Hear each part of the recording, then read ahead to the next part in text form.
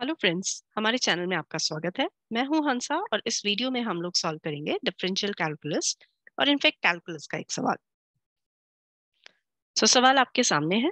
आप देखोगे कि जब हम इसे सॉल्व करेंगे तो किस तरह से हम कैलकुलस के डिफरेंट चैप्टर्स के अलग अलग कॉन्सेप्ट्स को यूज करते हुए इसे सॉल्व कर रहे हैं। और इसीलिए अगर आप आईटी की तैयारी कर रहे हैं तो आपके लिए यह सवाल एडवांस लेवल का एक अच्छा क्वेश्चन होगा।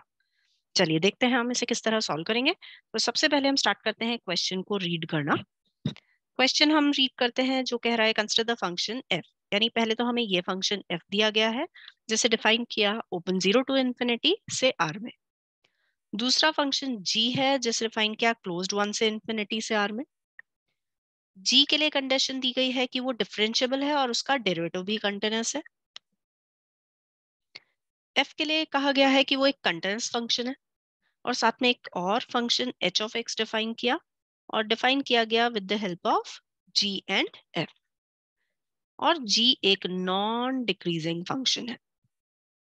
अच्छा, N sigma case from one to N H of K दिया हुआ है। यानी एक सिंबल हमें दे दिया कि अगर आप समेशन कैलकुलेट कर रहे हो तो इट हैज टू बी, मतलब हम इसे रिप्लेस करेंगे एन से। और फिर हमें प्रूव क्या करना है, यानी सवाल हमारे पास अल्टीमेटली आता क्या है, ये है सवाल जो हम प्रूव करना चाहते हैं। तो ठीक है, हम सारी इंफॉर्मेशन को यूज करते हुए सवाल को सॉल्व करना शुरू करेंगे। तो देखते हैं हमें प्रूव क्या करना है, क्योंकि हिंट तो वहीं से मिलेगा कैसे स्टार्ट किया जाए। क्योंकि मुझे इस बॉक्स को प्रूव करना है तो इस बॉक्स को ध्यान से ऑब्जर्व करने पे पता चलता है कि एक तो एन जो हमें इसमें चाहिए और दूसरा इंटीग्रल साइन। ठीक है, इंटीग्रल साइन चाहिए और एन। तो सबसे पहले मैं एन पे कॉन्सेंट्रेट कर रही हूँ। एन पे इसलिए क्योंकि एन मुझे पता है कि एन क्रिएट करने के लिए मुझे किसी तरह सिग्मा एच के करना ही पड़ेगा। ठीक है, अब सिग्मा एच के करना है तो इनइक्वालिटी एच में हाँ हम क्रिएट कर सकते हैं क्योंकि वो नॉन डिक्रीजिंग फंक्शन दिया हुआ है। ठीक है, तो हम वो इनइक्वालिटी भी क्रिएट करेंगे, मगर किस तरह क्रिएट करी है।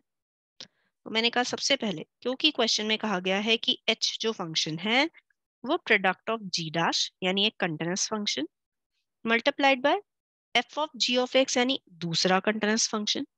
इसीलिए सबसे पहले मैंने कंक्लूड किया कि फंक्शन एच ऑफ एक्स एक कंटिन्यूअस फंक्शन। अब क्योंकि एच ऑफ एक्स एक कंटिन्यूअस फंक्शन है तो ये इंटीग्रेबल भी है। इंटीग्रेबल है का क्या मतलब है कि आप ये कह सकते हो कि एच ऑफ एक्स का एंटी डेरिवेटिव एग्जिस्ट करता है। एंटी डेरिवेटिव एग्जिस्ट करता है तो मैंने ये मान लिया कि एंटी डेरिवेटिव है कैपिटल एफ फंक्शन। अब इसका क्या मतलब निकलता है, इसका सीधा सीधा ये मतलब निकलता है कि आप एफ डैश ऑफ एक्स को एच ऑफ एक्स मान रहे हो। ठीक है, अब क्या करें। अब एफ डैश ऑफ एक्स अगर एच ऑफ एक्स मान रहे हो यानी आप ये कह रहे हो इनडायरेक्टली कि एफ ऑफ एक्स क्योंकि वो डेरिवेबल है इसलिए कंटिन्यूअस तो होगा ही। तो ये फंक्शन हमारे पास एक कंटिन्यूअस डेरिवेबल फंक्शन आ गया। अब क्योंकि कंटिन्यूअस और डेरिवेबल है इसलिए मैं इसमें लेग्रांजेस मीन वैल्यू थ्योरम लगा सकती हूँ। But Lagrange's mean value theorem लगाने के लिए आपको इंटरवल की जरूरत पड़ेगी। अब इंटरवल कैसे सिलेक्ट करें। इंटरवल सिलेक्ट करने के लिए मैं वापस इस सवाल पर जा रही हूँ और इसमें आप देखो कि जो सिग्मा हम करते हैं ना उसमें के का वैल्यू 1 2 3 4 से लेकर एन तक जा रहा है। यानी एक एक लेंथ का इंटरवल बनता जा रहा है, एक एक वैल्यू इंक्रीज कर रहे हो।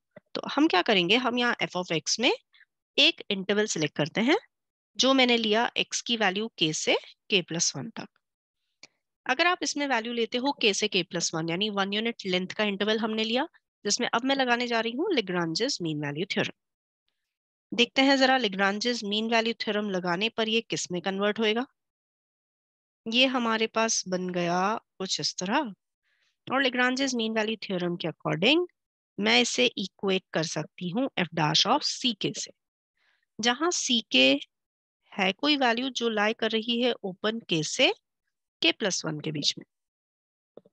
ठीक है, एफ डैश ऑफ सी के का मतलब हम इसे रिप्लेस कर सकते हैं एच ऑफ सी के से। यानी देखो हमने क्या किया, हमने एक नया रिलेशन लिख दिया एच ऑफ सी के जो आ रहा है एफ ऑफ के plus one minus F of के फॉर्म में। ठीक है, अब एच ऑफ सी के क्रिएट कर लिया है तो दो चीजें दिमाग में रखो कि एक तो इनइक्वालिटी लानी है, दूसरा आपको एन क्रिएट करना है। एन के लिए सिग्मा करना पड़ेगा, इनइक्वालिटी के लिए non decreasing nature of the function use करना पड़ेगा। तो ठीक है, non decreasing nature of the function का मतलब क्या हुआ कि मैं लिख सकती हूँ एच ऑफ सी के। is greater than or equals to h of k plus 1, less than or equals to h of k, h of k। ठीक है, मतलब इनइक्वालिटी तो हमने क्रिएट कर ली और an क्रिएट करने का तरीका भी अब समझ में आ रहा है कि सिग्मा हम इनइक्वालिटी में तीनों साइड लगा देंगे। तो ठीक है, नेक्स्ट स्टेप में मैंने तीनों साइड सिग्मा किया, जहां k 1 से n h of k plus 1 less than और इक्वल्स टू, इसे मैं लिख दूंगी मिडिल वाले टर्म को f of k plus 1 minus f of k, हम इसका सिग्मा कर रहे हैं, और लेस देन और equals to sigma h of k। But question ने an को डिफाइन किया हुआ है, इसीलिए मैं ये कह सकती हूँ कि एक्सट्रीम राइट वाली टर्म तो हमारी हो गई an। मिडिल वाली टर्म कुछ टेलीस्कोपिक समेशन है, यानी जैसे जैसे आप k की वैल्यू डालकर इन्हें ऐड करते जाओगे तो आप देखोगे कि आपके पास बचता है f of n plus 1 minus f of 1, बाकी सब टर्म्स कैंसिल हो जाएगी। एक्सट्रीम लेफ्ट जो है वो an plus 1 लग रहा है, बिकॉज k plus 1 था, n plus 1 तक आप जाएंगे। मगर आप ये भी देखोगे कि ये जो टर्म है ना, ये h of 1 से स्टार्ट नहीं हो रही है, यानी an plus 1 तक तो ठीक था, मगर h of 1 वाली टर्म मिसिंग है, इसीलिए उसे एडजस्ट करने के लिए मैंने लिख दिया h of 1। अब आप अगेन जब क्वेश्चन नोटिस करोगे तो आप देखोगे कि यही एक्सट्रीम्स है जो हमें क्वेश्चन में प्रूव करने हैं। अब क्वेश्चन कंप्लीट करने के लिए मुझे सिर्फ इस मिडल वाली टर्म पे कंसंट्रेट करना होगा, इस कैपिटल F को वापस H में कन्वर्ट करना होगा। यानी क्या किया जाए, क्या हम मिडल वाले को इस तरह लिख सकते हैं कि integral h of x dx, जहां लिमिट होगी 1 से n plus 1, लेस देन और equals to an, greater than or equals to an plus 1 minus h of 1। Okay, but h of x क्या दिया गया है? क्वेश्चन में हमें h of x दिया गया है g dash of x multiplied by f of g of x dx, less than or equals to an, greater than or equals to an plus 1 minus h of 1। ठीक है, middle वाली form तो अभी भी question जैसी नहीं नजर आ रही है, बट ठीक है, क्वेश्चन तो खत्म हो ही चुका है ऑलमोस्ट। आपको सिर्फ लास्ट स्टेप में एक सब्स्टिट्यूशन यहाँ पे यूज करनी है। हम क्या करेंगे, इस इंटीग्रल को रीराइट करेंगे, हम फिर से लिखेंगे g ऑफ x को t से रिप्लेस करके।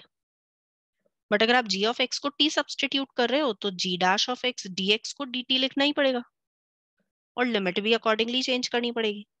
तो ठीक है, हम उसे चेंज करते हैं और फिर से लिखते हैं an plus 1 minus h of 1 less than और इक्वल्स टू, अब लोअर लिमिट क्या बन जाएगी, जब x 1 है तो लोअर लिमिट g ऑफ 1, जब x n plus 1 है तो upper limit g of n plus 1, और हमारा सवाल किस फॉर्म में कन्वर्ट हो गया, f of t dt less than और इक्वल्स टू an। सो यही चीज है जो हमें प्रूव करनी थी। क्वेश्चन में t की जगह x लिखा हुआ है, तो ठीक है, हम property of definite integration use कर सकते हैं और इस वेरिएबल t को x से रिप्लेस कर सकते हैं।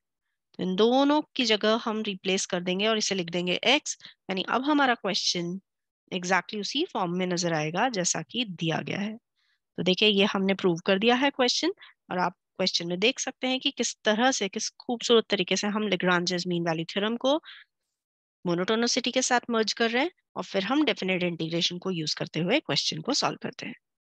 आई होप आपको सवाल अच्छा लगा होगा। Thanks for watching, bye bye for now.